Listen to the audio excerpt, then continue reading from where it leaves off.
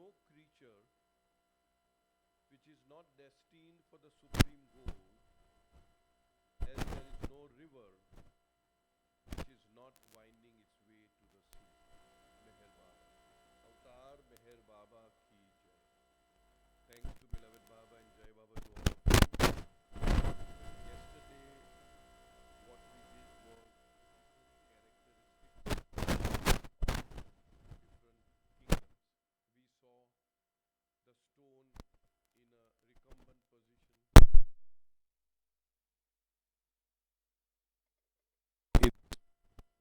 bird in this position, animals in this position, recumbent and vertical, and then finally human being in the upright position. So basically, we will see even in the human stage that all progress comes through the experiencing of opposites, male, female, high, low, rich, poor, healthy, sick, easterner, westerner, and so on and so forth. So that's the scheme of things. We also did yesterday that along with the evolution of consciousness, as more and more consciousness evolves, it needs more and more complex forms or medium in order to experience the impressions of the last form dropped. We've done all that yesterday. This is very visible because it is gross. But Baba says that simultaneously, along with the development of the gross forms, there is also the development of the subtle form and the development of the mental form, which we are not very conscious of, which we are not aware of. It is only in the first human form that the consciousness is whole and complete, with all the three bodies, which means the gross, subtle and the mental bodies, absolutely complete. We've seen that yesterday. So now let us go ahead with, we are on page number? 31. Page 31.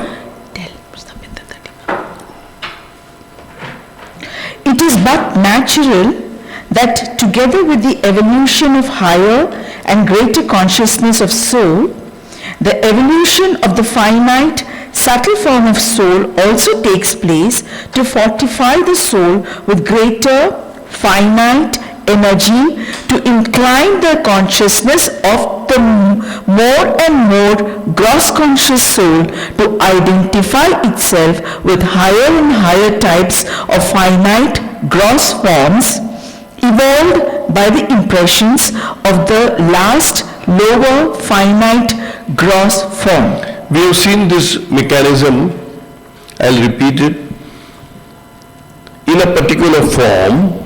What is a particular form? Any form. Let's say animal form. Last animal form. I'm repeating it. Yesterday we did that. The last animal form is nothing but a consolidated mold of the impressions of the last but one animal form dropped. So when that form was dropped, or rather when that form was already in existent, at that time the consciousness was focused on the form. Once that form is dropped, there is no form to focus or centralize the consciousness on. So now the consciousness is focused on the impressions. And these impressions, which Baba calls it residual impressions, become the mold of the next higher form. And this is how it continues like that. So Baba uses the word most first, most last, most next in order to let us understand that this is how the progression takes place. Now here Baba says, I'll repeat this paragraph, it is but natural that together with the evolution of higher and greater consciousness of the soul, when Baba talks about evolution, he talks about the evolution of consciousness.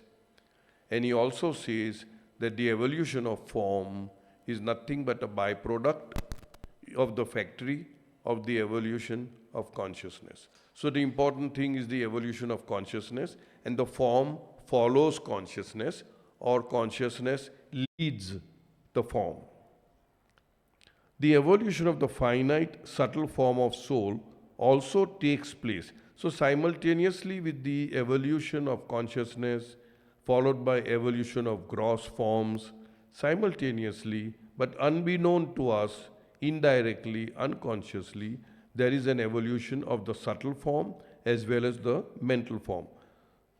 Takes place to fortify the soul with greater finite energy, because in the next birth it is going to have a bit more advanced form, and in order to be able to function in that more advanced form, it needs to fortify the consciousness, give energy to the consciousness of the soul, energy to incline the consciousness of the more and more gross conscious soul to identify. To incline means to move, to push, to make that possible, to identify itself with higher and higher types of finite gross forms evolved by the impressions of the last lower finite gross form. Similarly, the evolution of the finite mental form of the soul also takes place simultaneously to accommodate, retain, and reflect the increasingly innumerable varied impressions gained and gathered by the evolution of greater and greater consciousness of the soul. In other words, simultaneously with the energy body becoming more and more advanced, the mental body or the mind also now evolves in order to accommodate the innumerable finite, Varied.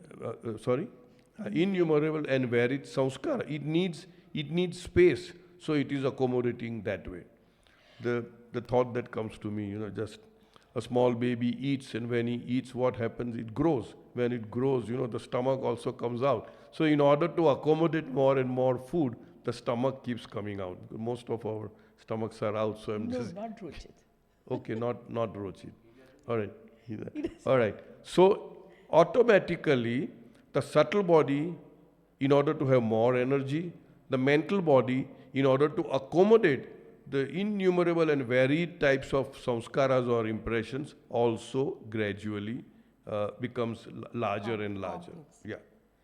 Thus, it is that when the soul tends to identify itself with varied species of vegetable forms, the evolved finite subtle form and the evolved mental form of the soul begin to show greater and visible signs of the soul's association with its much evolved finite subtle form and finite mental form in the shape of varied rapid cycles of changes taking place in vegetable forms, and also in the shape of vegetable forms showing first signs of peculiar, varied, and meaningful tendencies of self-preservation and survival of the fittest. So we have seen that in the vegetable form, that is the form which is, yesterday we did half animate, half inanimate. So life form has come over there.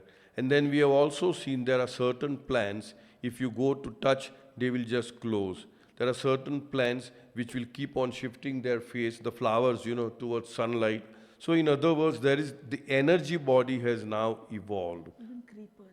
Even creepers, So in other words, they have now developed a sign, what is called of self-preservation and survival of the fittest. So that is how gradually, in a very, very gradual process, the subtle body and the mental body starts evolving from the vegetable kingdom.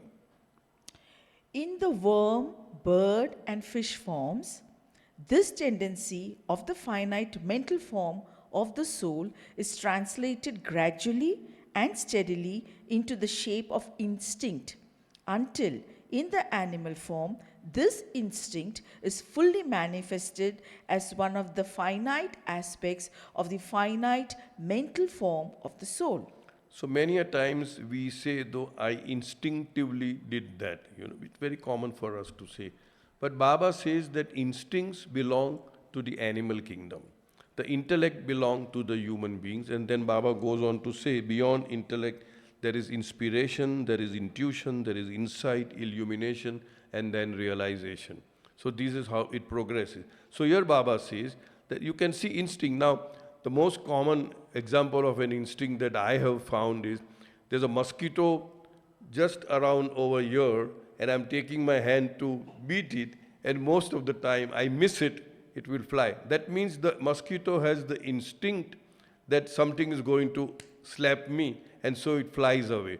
So the instincts start developing from the worm, the fish, the bird, even birds for that matter. You would have seen the moment you come closer, there's a sense of survival, so it will just fly away. Why? These are all instincts which are fully developed in the first animal form. The instincts belong to the animal kingdom, the intellect belong to the human beings, and as we evolve, that means evolutionary process, this intellect itself changes into inspiration, intuition, insight, illumination, and then finally realization. We'll come to that later when we discuss in details. Yeah. Gradually, this instinct is further and completely transformed into intellect, this being the highest finite aspect of manifestation of the mental form in the human form of the gross conscious human soul experiencing the gross world. So in other words, gradually, instinct transforms itself into intellect in the human form, and the intellect is supposed to be the highest aspect of the finite mental aspect of the human form. We give a lot of importance to intellect, but then Baba would always say, in many ways, Baba would say that the intellect is not destined to enter into the bedroom of the beloved. In order to, enter the bedroom of the beloved, the intellect has to be kept aside and you have to go with the heart. So there are many such statements from beloved Baba where he doesn't be mean in a sense intellect. What he says is that intellect is not the be all and end all. You need to go beyond the intellect that way.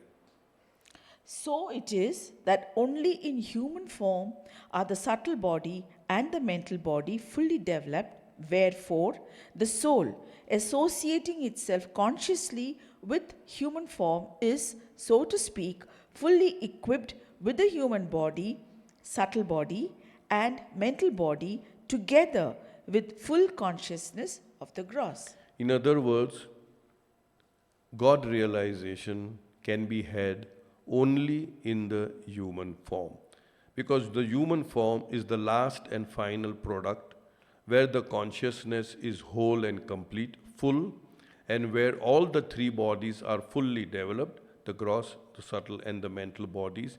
And only in the human form can anyone experience God realization.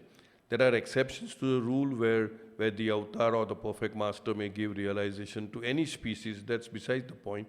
The general thing is that in order to have God realization, one should be in the human form. After the body is dropped, you will not experience God realization, because you have to be in a human body in order to experience infinite knowledge, infinite power, and infinite bliss. Yesterday we discussed about moksha, mukti, liberation, salvation.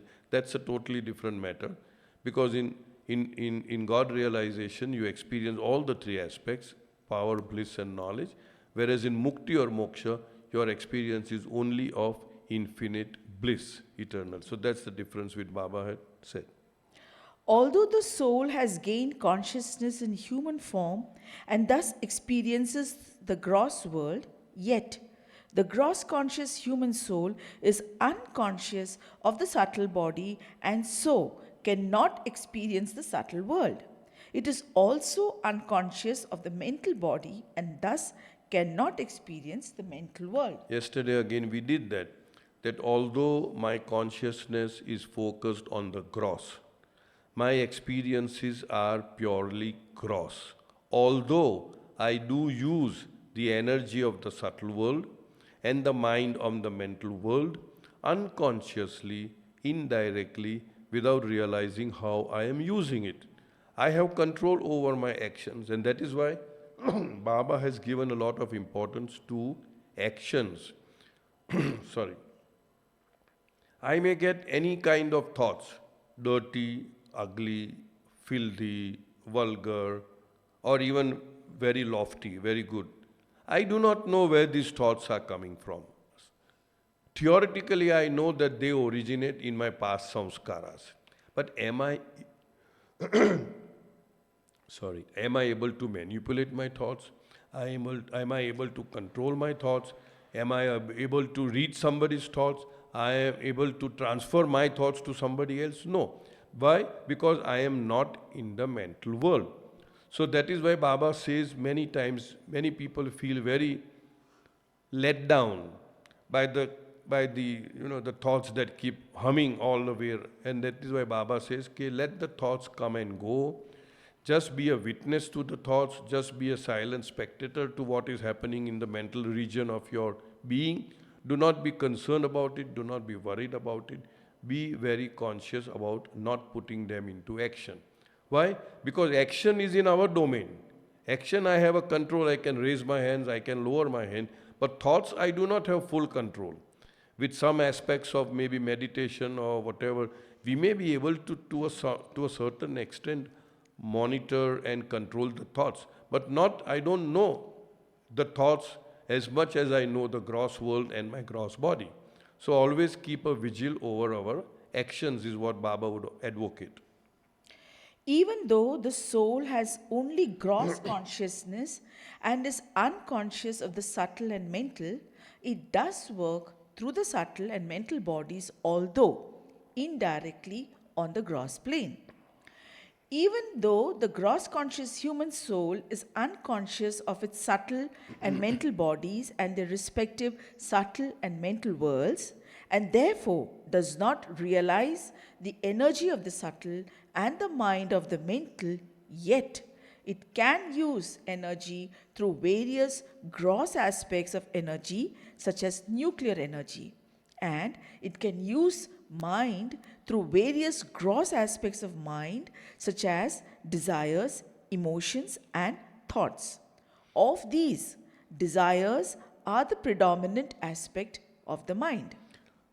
We did this again yesterday also, that those who are in the gross world are not conscious. I'm using the word, they use the subtle and the mental, are not conscious of the subtle and the mental world. Those who are living in the subtle world and are experiencing the subtle world and are conscious of the subtle world do not experience the gross and the mental world. Those who are in the mental world do not experience the gross and the subtle world. And of course, not God as well.